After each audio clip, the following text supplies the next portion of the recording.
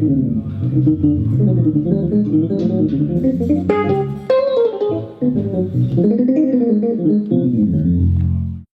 J, Yes. welcome to Australian Musician and welcome Thank to you. Melbourne, Australia. Thank you for having me. Happy to be here. Yeah, Very happy. you've been here before to Melbourne? I have been here before with Prince in 2012. Yeah. And it was phenomenal. So he Yeah. brought me the first time and he told me I would love it, and I did. Yeah. And I'm glad to be back. Yeah. I'm glad to be back. Last time I saw you was in January at B.B. King's in New York. With Yes. Liv Warfield and Judith. Hill. Playing. And my mama. And your mum.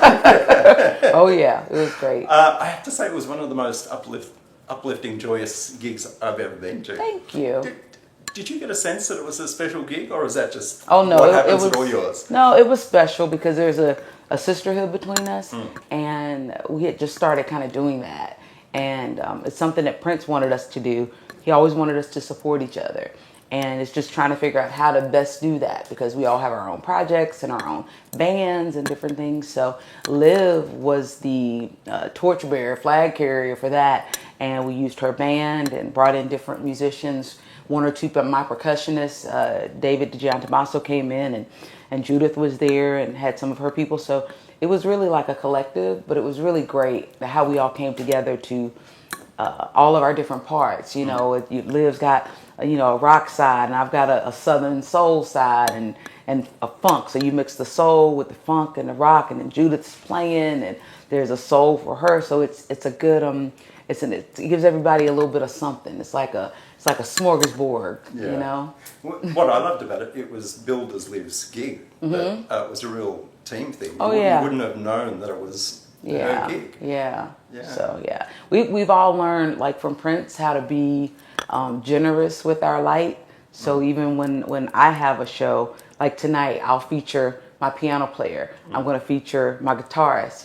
It's like that's when it's real. That's when it really gets cooking. When you let people kind of get into their thing, Yeah. and you just like he would sit back and watch us. Like I sang more lead on Prince shows than if it was like she's singing another song, but he loved that. Like go ahead, he was so generous with his light. So we got a lot of that from him, Yeah. and you learn from that too. Yeah, obviously he was a major influence, but before Prince, growing up, who were the big influences for you? My mom, my mother, Mamie, was the choir director and started me singing age 3, age 4 in the church. And she played a lot of gospel music. I listened to Mahalia Jackson, and I listened to soul music, Stax and Mavis, and people would say, like, because my voice is deeper, and like, oh, you got a voice like Mavis, and I always had a deep voice, even when I was like 7, 8 years old, like walking around like, how you doing? But Donny Hathaway, and even his daughter Layla, who's amazing. Ella Fitzgerald is my number one. So I listened to everything, and my musical influences were vast. I listened to country and gospel and rock and soul, just good, and I knew what I liked, and I was never told or taught that I couldn't listen to anything because of who made it, or because of what they look like, or because of what I look like. It's like there's two types of music, good and bad, period. And so I could listen to Shania Twain, or I could listen to Gladys Knight, or I could, my earrings. Click, click, click, click. Thank you, Teresa. The debut album is just out. Yes. It's been a long time coming. It's been a long time coming, but it's here. So do the songs go back a fair way, or are they fairly recent? Some of them are fairly recent. I went through some life changes, and Prince wanted me to write about it, and that was a lot of the delay.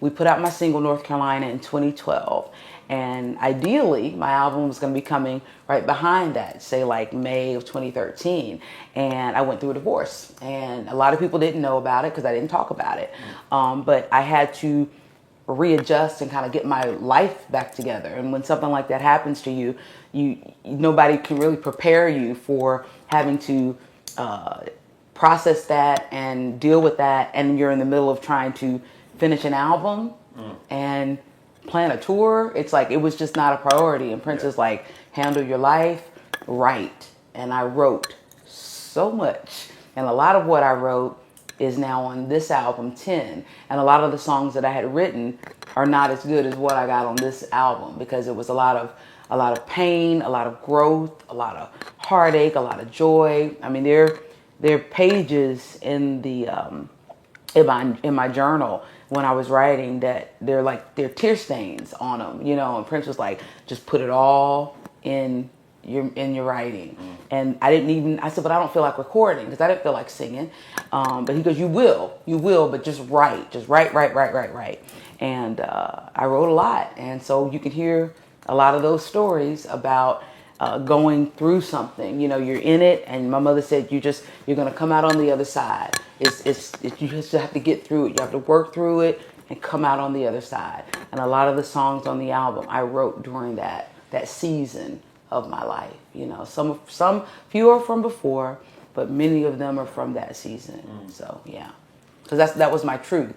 So I had to sing about where I was and what I was dealing with. You know, I couldn't sing happy joy songs when I didn't feel happy joy. I wasn't writing happy joy songs, but so it's a little mix of both. But it's a lot of those songs came from that season. Yeah. You've called the album 10. 10. Why? Well, 10 is my favorite number, and I was born on the 10th day. My father was born on the 10th day. So was I. And really? Yeah. Okay, that's what's up. Give me some. 10th of May. Yeah. And well, happy belated, I guess. And well, I was with Prince 10 years, and when I kept seeing that number pop up in my life, and when I was trying to think of what I wanted to name the album, I talked with my manager, Monica, and we were just, really thinking about what I wanted this album to be and what it meant to me. And when I listened to the songs on the album, and we just kept coming back to 10. And I had 10 songs, and it's, a few interludes, but all my albums will always have 10 songs. That's my number.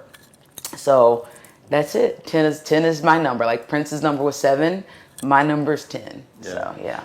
What I love about the album is how you mix it up. There's some upbeat funk soul numbers. There's some mellow stuff. Yeah. There's a track called Run, which has beautiful acoustic guitar backing. Yeah, Carter McLean, who was my drummer with my band Black Gypsy that I did a record with in 2003, pre-Prince. And it's out. People can get that. It's on iTunes. And it's Black Gypsy Volume 1. And Carter was my drummer, but we always would write together. And we just really got on when we would get together. And I went up to his home in Connecticut, and we just sat out back in the grass. I'm a country girl, so I love writing like that. And we just broke bread together and spent time together. And I was up there for about 3 days. And when I left, we had that song. We had some great wine, great food, great conversation. And we just wrote that song and recorded it right there at his house in the studio, yeah. Another great song on the album, and one that you did in New York when I saw you, was Who Are You? Oh, Who You Are. Who You Are, Who You sorry. Are, that's okay. And I remember you coming close to the stage and talking, singing into people's eyes. And even my son, I had my 16-year-old son there, and he was very empowered by that song on the night. Thank you. That means a lot to me, because, we live in a world where, people try to sometimes convince you that you're not enough. And if you hear it enough, you'll believe it. And it's so important to love who you are. You can work on yourself and try to be the best you can be, but to just love who you are and accept yourself for who you are. And just, if you got something to fix it. But you don't have to be like this person or look like this person, or you have your gifts and your talents and your skills and your things. So embrace that, and if you embrace it, man, the things you can do. So that song means a lot to me, because it took me a while, to learn that and to really believe it. When I wrote that song, I did it with my friend Jonathan Hanson, John Solo, and Probe Rocket out of New York, great producers, Spy Music. We write together, and it was just really special. But I wanted it to be like an anthem of empowerment for people. Yeah, another great song, and probably the most contagious song on the album, Superpower. Superpower. Thank you, Phil Lassiter, as MPG Horns. He produced that and wrote that, and with a young lady from Nashville. And yeah, he brought it to me. He said, Shelby, I got a song for you. Yeah. I said, okay. So he came to North Carolina and stayed at my mama's house and ate our food and everything. And I said, okay. I said, Mama said, I like that song. Yeah. We went and we cut the record, and it's being very well received. People really like that song, and I love it. So I'm very thankful that he brought that song into my life. Yeah. I believe you played the completed album to Prince. I did. I played about, I want to say about 75 to 80% of it to him, and he was giving me his feedback on different things, because I would play him songs just when I would finish them. I'd be, do the vocals in North Carolina and whatever, and I would either email them to him, or when I was up there, I'd be like, listen to this. I'd have it on a CD, and he would always give me his feedback. As something simple as like, I Am Yours. I played it for him. He goes, there was a lyric in it, and I said, they say a perfect man is hard to find.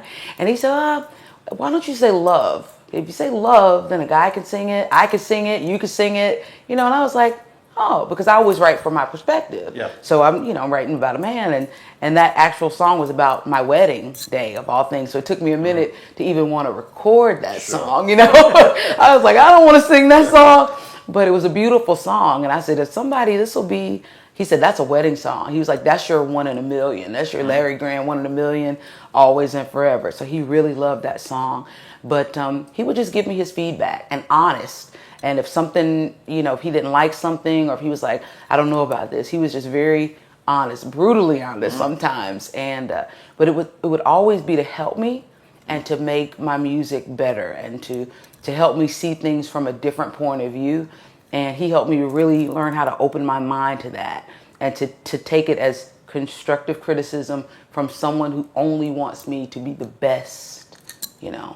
Yeah. The song North Carolina, you co-wrote with him. Yeah, we co-wrote with, and he played every instrument on that too. And he I believe that it. was going to be on your debut album if it had come out. It was, but everything kind of just took a turn, I guess, and yeah, with that. But now it's like a single. Everybody, they can still get that as well. But it just now it exists and I'm kind of glad, because it was a special thing that we did together at Paisley. And Prince doesn't have a lot of co-writes.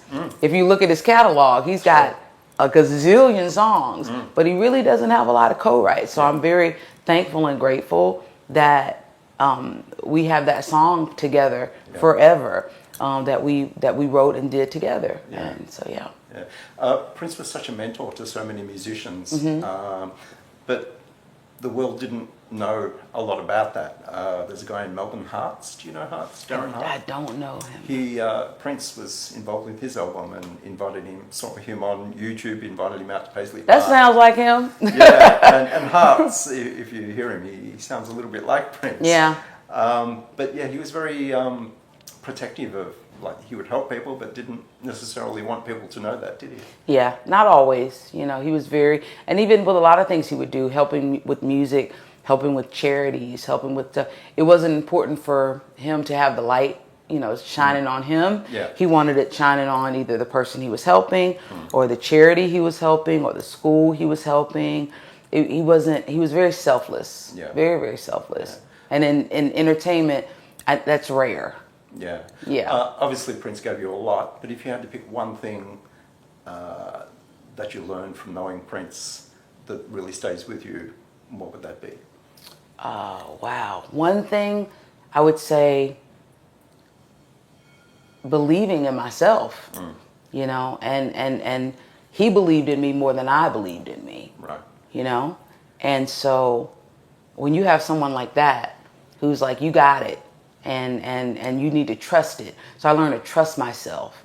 I really learned to trust myself, and to trust what I was feeling and writing, and the music that would come to me in my dreams, and that what I would hear in my head. And I learned to not disregard that. I learned to really trust it, embrace it, and finish those songs and finish all that stuff, and just to be fearless and not have to, don't look for permission.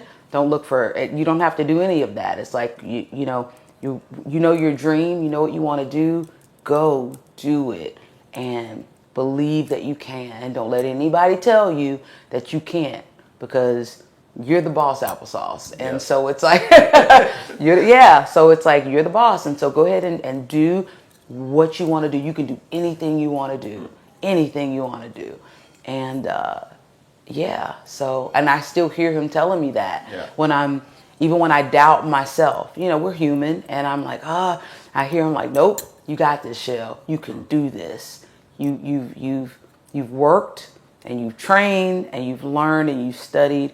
You got this. You can do this. Yeah. So you've got a show to do. We've got to let you do. I know. I got to get dressed. That's one more thing. What's on for the rest of the year?